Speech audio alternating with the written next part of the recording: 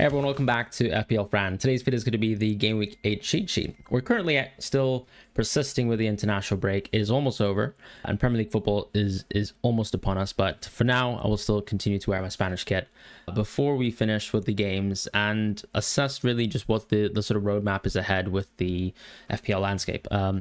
The key thing that you'll notice, as I'm sure a lot of people have been clamoring for the last few weeks, and I've tried to respond as kindly as I possibly can, is that yes, the numbers are all updated for the current season, and you'll have the CBIT numbers, the CBIT numbers, depending on position, XAG, NPXG as well per 90. Now keep in mind, of course, when you look at stats, and it's a good time to revisit the usage of stats within this channel, but when you have NPXG, keep in mind, of course, that the value of penalties is taken out of that. However, at the same time, I think it's a good reflection of just how good someone is, generally speaking, a mixture of open play and a lot of the set piece action that they've gotten so far. As far as looking at the per 90 numbers, once again, try to also think about the minutes of certain players.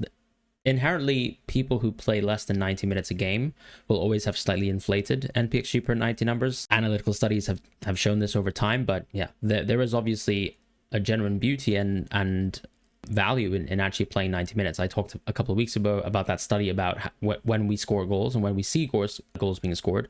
So I'm not going to revisit that topic, but just something to mention, right? So the way that we chart people in the cheat sheet is I take into account a lot of the underlying stats, the fixtures ahead, and not just the next 3 games, but actually going beyond that, medium to long term. And then also consideration of, any external factors, my assessment of players' minutes under their current managers, whether we think that there's a bit of a team strength shift as well, maybe a manager change, or maybe just a stylistic change as well, from a tactical point of view, and sort of revolutions within that aspect. But let's start with the midfielders. Let's keep it simple. I don't think there's too much movement within this category. I think actually, if anything, with the midfielders, it almost feels like within the larger scope of the game, we actually have so many premium players who actually either aren't playing or just aren't playing towards the level that we really expected them. And I think it goes all the way back down to Salah. So the landscape is, I think, a little bit forced in the sense that with Palmer being out, with Saka being an option, but Gyökeres being, a hold that a lot of people have, and then Salah just not really firing at all. That's kind of opened up, I think, a bit of a hole in terms of the structures for a lot of teams. Now, some people might be on Haaland plus Salah, and you're in a different lens. Some people might even be gambling on Salah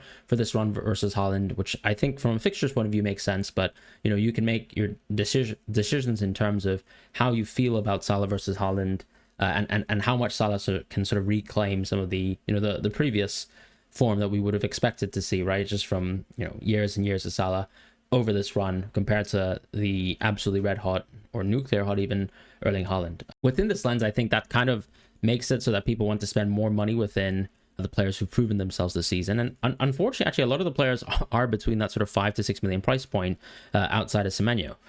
Some of the players within that 7 million to 8 million price point within the midfield have been pretty stale. At the same time, I think I can make the same kind of claims and arguments towards the forwards, who are just also a little bit cheaper, naturally speaking.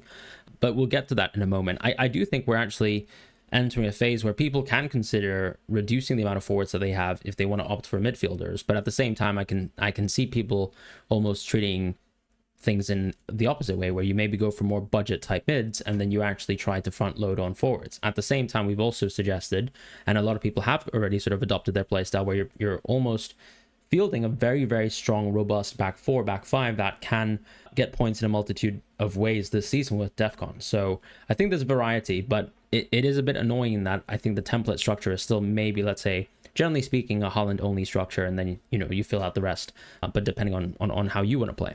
Within the midfield, I would say in that 5 million position that there hasn't been too many changes. Lukic has gotten a drop because of the injury that he suffered within the previous match. I'm not sure if he's ready for the next game, but the next game is Arsenal anyway, so you don't really care. With Stack, he definitely gets a drop because of the substitution for Tanaka in the previous match for Leeds.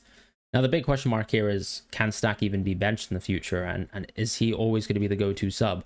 I think the performances of Longstaff almost suggest that it could be, at least in the short term, very much something that hurts Stack. So I think the value towards someone like Stack is potentially someone who, on and off is pretty hot and cold with DEFCON, but could actually touch that sort of ceiling. But right now, if you look at the per 90 numbers, as we've said this season long, it just hasn't been good enough. And if anything, Longstaff potentially deserves a position within the cheat sheet because he's almost stolen Stack's job.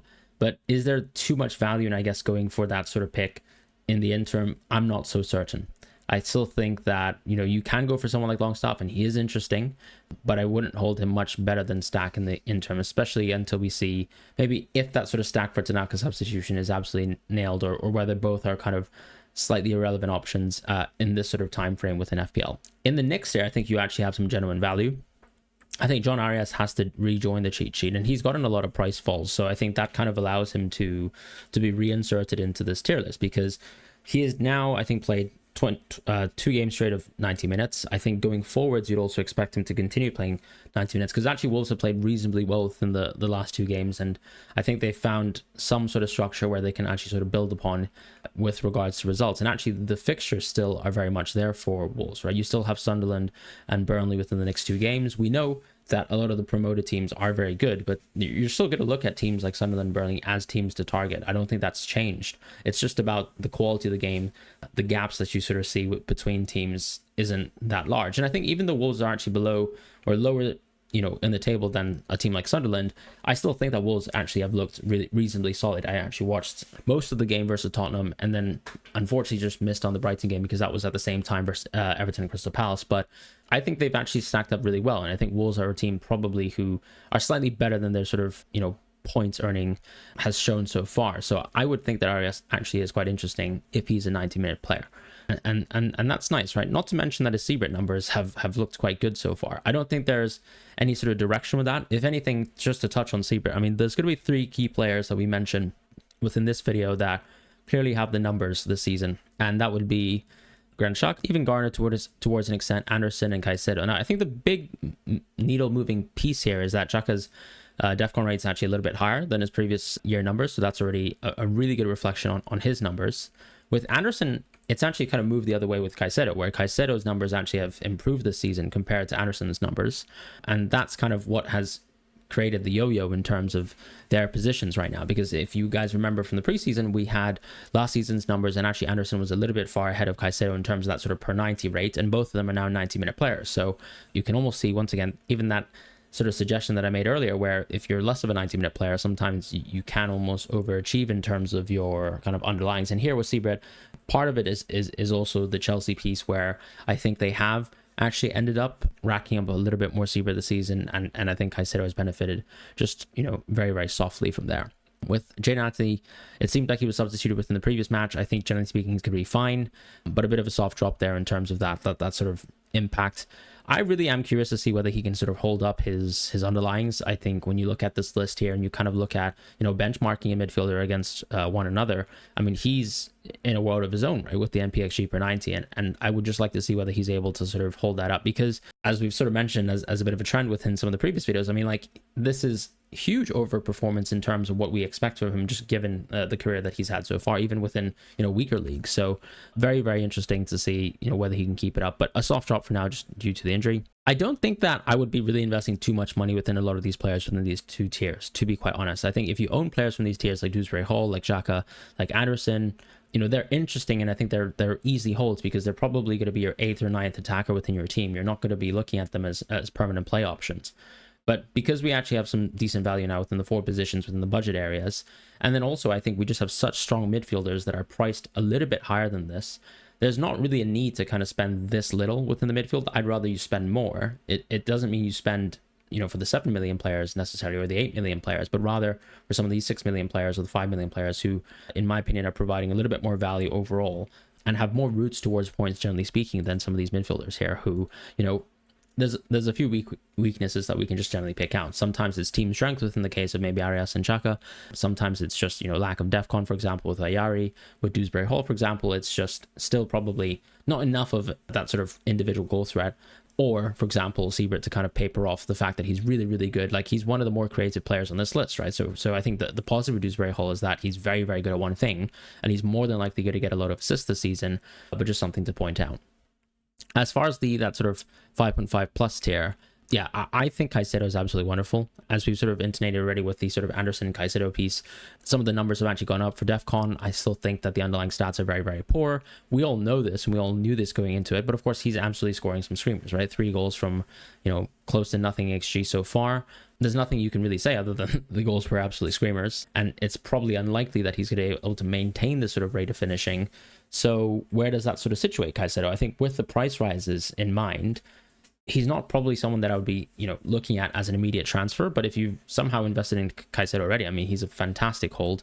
And I think just from that perspective of if you wanted to balance it off and you're actually looking at the CBIT rate now for the per 90 numbers and actually just thinking this is a player who's actually quite reasonably going to get some of the best hit rates that we'll see all season long, plus he's actually playing 90 minutes most matches, then I can see the angle of just wanting to own someone like Caicedo. I also wanted to add a Florentino Luis potentially, but I still wanted a little bit more sample size with him and his DEFCON numbers before I actually add him to the cheat sheet, because he's actually also quite interesting. So this is a Burnley player as well to kind of add towards the list. But once again, I'm not sure if I'd be spending in that sort of 5 million tier or the 5.5. I'd much rather go up. With Minte, I still think he's absolutely fantastic. The minutes are absolutely there. We talked about how he's already had a bit of an explosion in terms of transforming or sort of leveling up his underlying stats, right? So when you actually kind of look at the cumulative numbers in terms of NPXG plus XAG, there's not many midfielders, honestly, who, outside of Enzo and Sarr, who would even come close to competing towards someone like Minte. Even the likes of an NJI, who's done well so far, or even a Grealish, for example, I'd still much rather actually someone with Minte's numbers, because of course he's a little bit more tilted towards being a goal threat, and he's also getting the minutes that we want to see. Not to mention, of course, we've also seen somehow that he can even step into Seabrit ever so often, but I don't think that that's a likely route of return.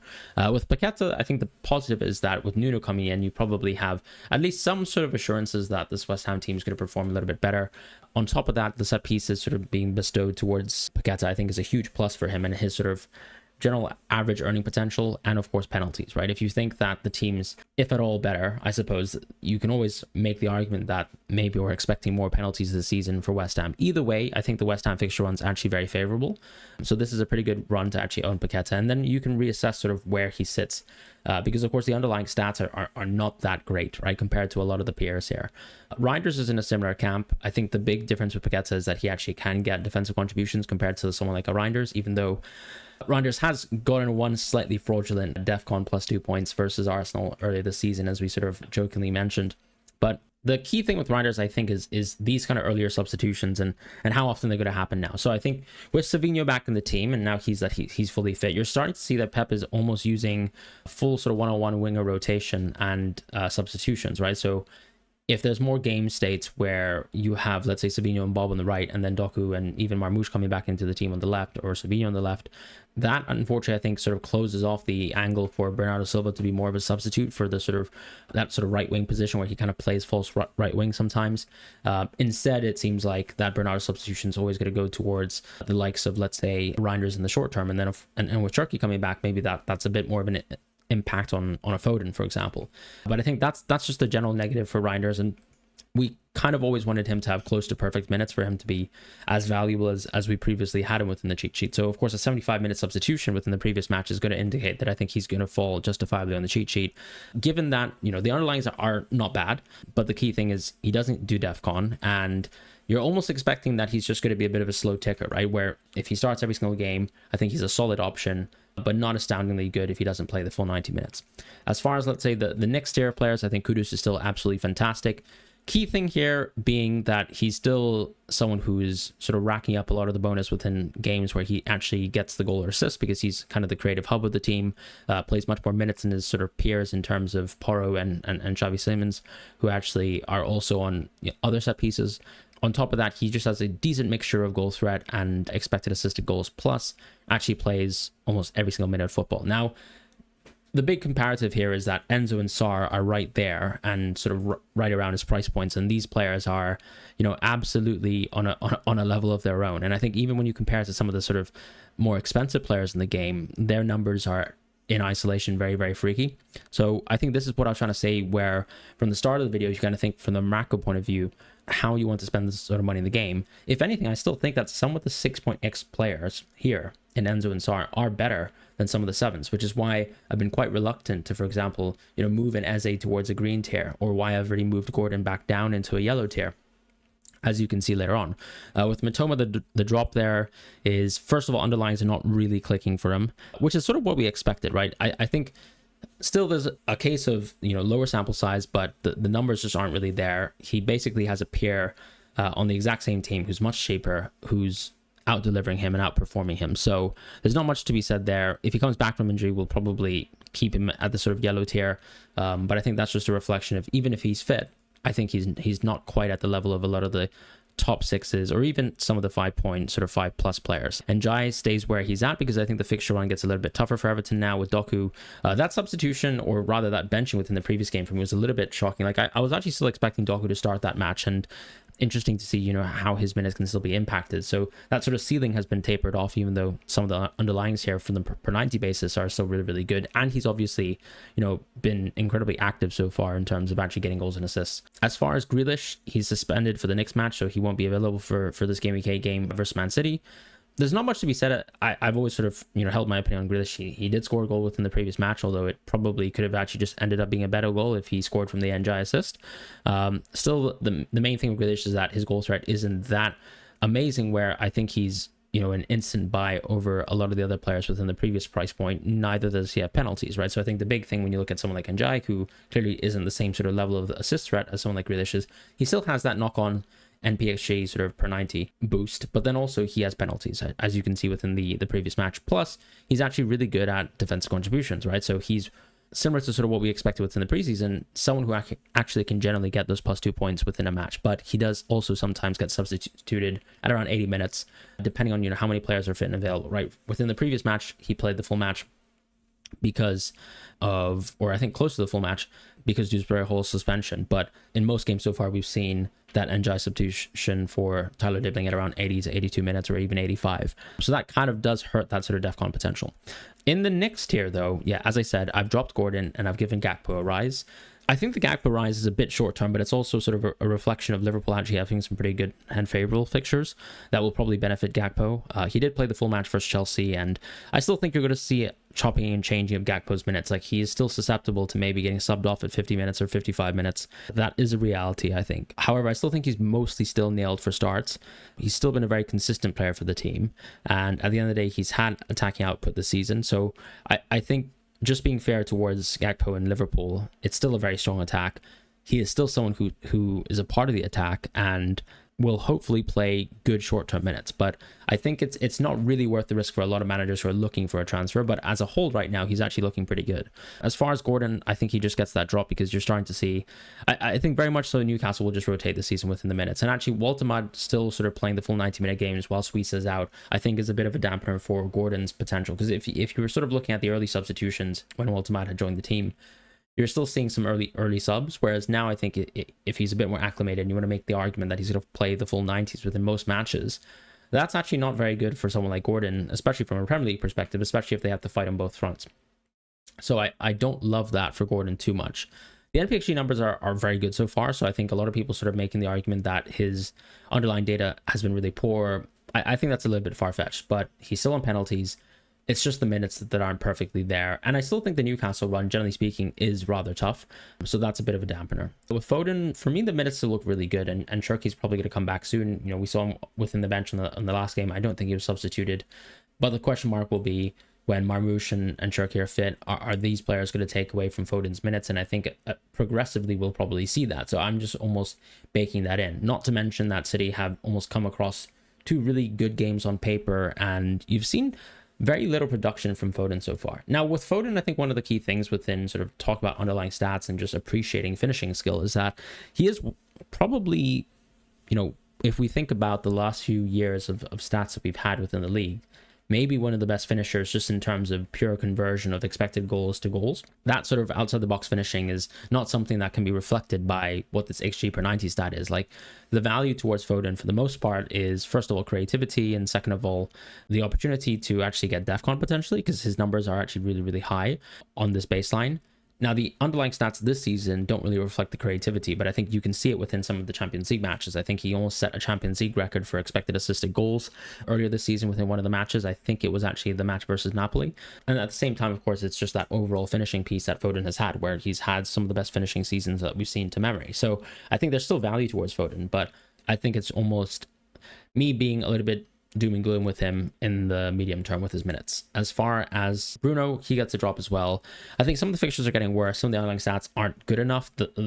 All the usual things are there in terms of he still takes pens. He still is a creative hub of the team. Underlying stats aren't amazing though. And especially since he has to kind of share this sort of set pieces with him, but I think does hurt him. And sometimes with Mount taking too, that kind of takes away from him. But he can also get DEFCONs. And so I think when you look at a player like Bruno here, a lot of people might say that there's no value towards him whatsoever. I still somewhat disagree.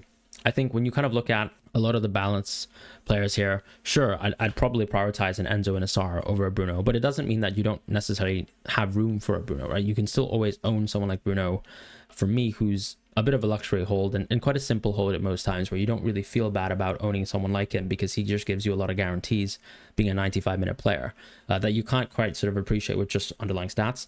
As far as Saka and Salah, I think I still have Saka top. And even though the Liverpool games are fantastic, I do still sort of hesitate moving Salah towards that sort of green tier. Because I think if I was to ask myself the question of what template would I kind of go with for now, I think I'd still just go with the Haaland only template. Just seeing how Liverpool and Salah have performed so far and how the numbers have regressed. And that sort of overall sort of, timepiece of where do I think Salah's form is going to go. I mean, at the end of the day, we were almost expecting a regression last season. He completely defied the odds, but I almost have expected this for some time, and now we're kind of at that time of questioning whether Salah's capable of producing, because he's actually played a lot of the game so far.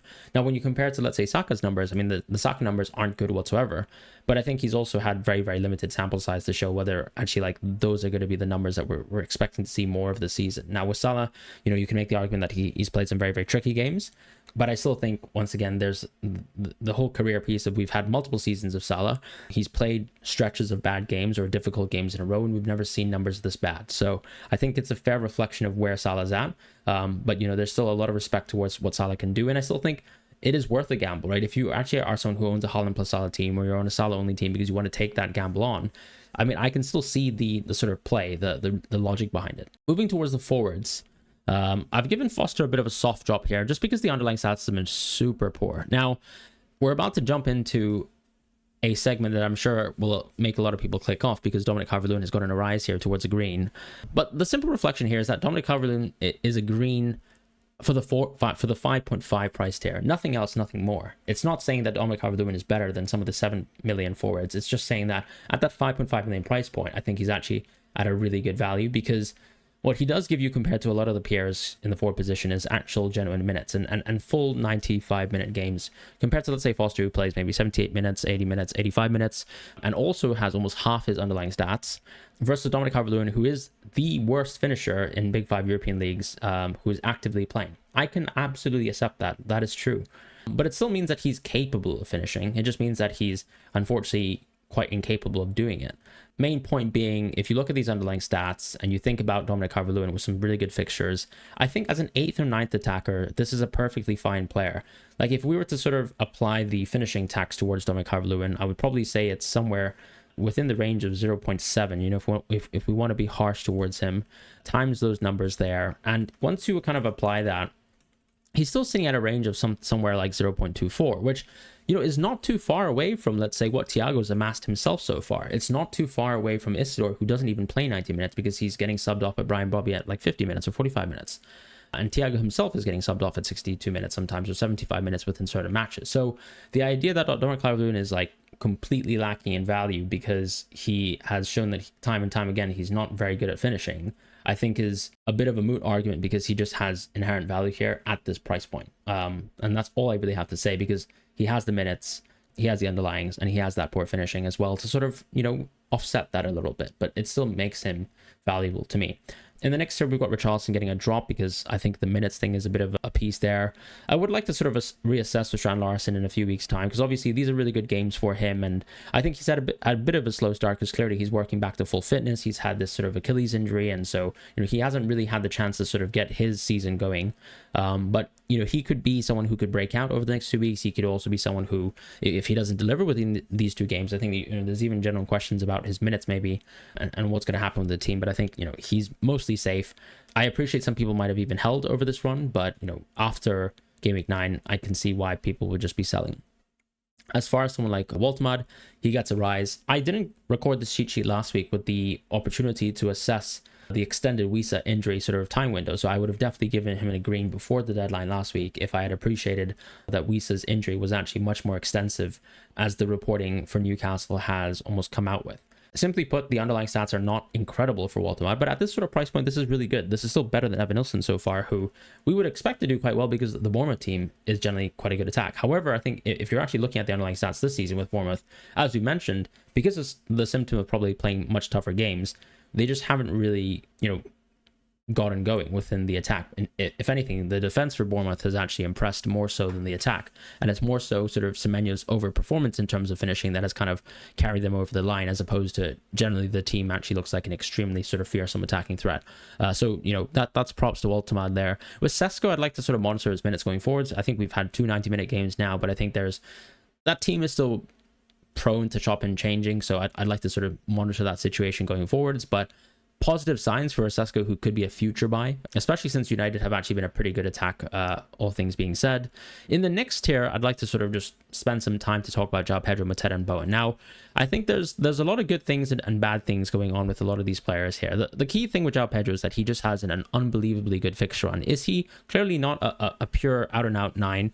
Sure, but I think we were aware of this going into it. So once again, when I didn't own João Pedro for the start of the season, I think that was pretty much a reflection of that, right? We kind of know that he's not someone who's going to be expecting to sort of break a goal scoring record within the league, but is a very useful profile and is someone who can actually fit into a lot of positions. And I think compared to my initial expectations, he's played much more minutes anyways than I thought he would. Now, there's going to be games like, let's say, versus Liverpool, where he's not really a threat to being subbed, where he still can get subbed off, because I think clearly he's also a bit run down, but he's had this international break to probably rejuvenate himself. And you're probably looking at games like Sunderland at home with a suspension in the Champions League, saying that this is actually going to be a great run for João Pedro. And I think I would absolutely agree with you. For someone even who has poorish underlying stats, but actually really good expected assists to goals, I mean, there's enough value there just because of the fixture kind of gain and differential. So for me, João Pedro stays at the top just purely because of that. And I think the minutes will be good. Hence why, generally speaking, I wouldn't be too worried about someone being a piece of that sort of Chelsea pie from an attacking point of view over the next few games. Now with Mateta, it's almost the flip side of that, where he's getting all the chances that you could possibly want from a striker. He's missing them. And on top of that, unfortunately, as you can see with, let's say, the minutes so far, they're starting to dwindle. And that's because Nketiah is back on the team. They have to manage the minutes within Europe as well. And so you can see a game where Mateta can get subbed off quite early on, like in the game versus Everton. Now, I own Mateta, and I still think that he's probably someone that if you own right now is definitely worth seeing out game week 8 and 10. And I can still see the appeal of actually owning Mateta because he's very far ahead of the rest of the pack in terms of underlyings and sort of assessing how good he is as a pick. So for me, I think he's a bit of a short-term hold. With Bowen, I can see the appeal of actually trying to maximize on this run of games with Bowen with West Ham. The unfortunate thing that I would still say is that I do think Bowen is a touch overpriced, right? We said that within the preseason in terms of the change of position and how that's going to hurt him. It has helped in circumstances where, let's say, West Ham have only scored 1 goal and he's gotten that 1 goal and he's actually getting bonus points, compared to, let's say, last season where he scored a goal and probably didn't get bonus points. So that's a pro. But I think in most game states, you're kind of not expecting West Ham to do too much. I still think that there's a team strength piece there that Nuno can't really quite fix, in terms of, like, you see the injuries within the forward position and probably having to even play Marshall, for example, for this weekend. Those kind of things, I think, are an impact towards Bowen. Now, the underlying stats piece, I probably wouldn't be too worried about, because I think the interesting thing with Bowen, when you look at his career, he's one of those players where he's always had better underlying stats playing on the right. So I think Nuno utilizing him on the right will probably allow these numbers to kind of flourish. Plus, the general easier fixture run will help him out. So I think if this is the time to gamble and you don't really, let's say you're wildcarding, I can see the appeal towards going for Bone for a few weeks and just sort of gambling on that for 3 or 4 weeks time.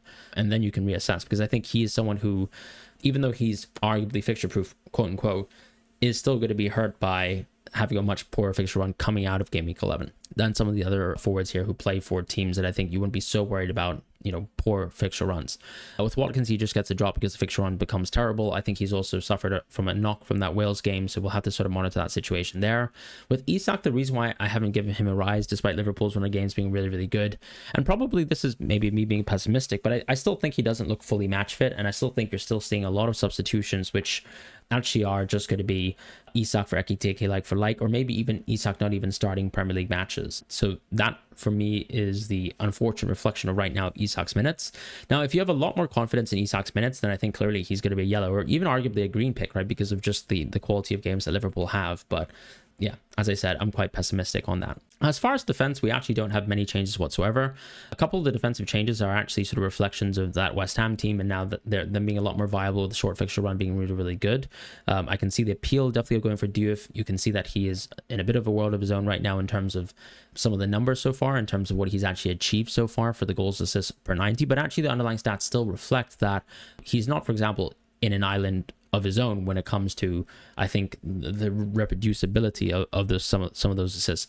In a way, it kind of reminds me of Robinson last season, where he's a bit of a cross spammer, but I think he still has the quality. I think when I'm actually watching Diouf play, I feel a little bit more confident, for example, compared to Robinson last season in terms of those crosses turning into assists. I think he might actually be one of the best, maybe the best crosser within the league right now that I can actually see within open play, just because crosses aren't really much utilized within the Premier League for now. But yeah, I think Diouf is a very good pick and he deserves a rise for that. As far as Mavropanos, I mean, I've actually added him here because the CBIT numbers are really, really good for him. So when I did that sort of deep dive into the What We've Learned series, he was very, very impressive. So him actually having better numbers than Kilman actually makes me think that he's probably a better pick than Kilman. Not to mention that the set piece start is pretty much level. And I think all the gamble here is that you just think that Mavropanos is going to continue starting, because the one threat towards his minutes is going to be Todibo. And it doesn't seem like so far, just based on how Nuno has played out games, that Todibo is going to be a huge threat. But I think there's that small risk there alongside Mavropanos. With Chalobah, I've given him a rise, but I think I can see why people are against this, right? He's made a mistake so far. He has scored in set pieces, and it seems like Maresca still loves, for example, the likes of Tosin, who clearly is still sort of working his way back to full fitness from a hamstring injury. I think the big thing with Chalobah for me is that I still see him as being relatively nailed. I'm not as worried as other people are in terms of his minutes being poor. I know Akampong's around. Hato has sort of filled in well. Even Badiashile, for example, in the previous match with Liverpool was very, very good, which I actually thought was always going to be the case, especially watching Badiashile play.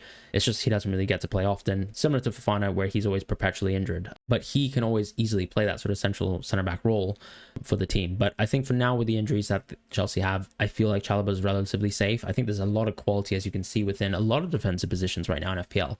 So yeah, I think Senesi's also getting so many price rises, but there's so many good players at that 5 million tier, even the likes of Burn, who he's probably going to be hurt by the somewhat poorish fixture run. And then also, I think being a left back, those CBIT per 90 numbers aren't good enough. But I'll continue to monitor that situation in terms of where Burn is. I think that the big difference for why Burn is, green, for example, compared to, let's say, someone like Romero is purely because I think the defensive quality of the team of Newcastle is much better than Tottenham right now.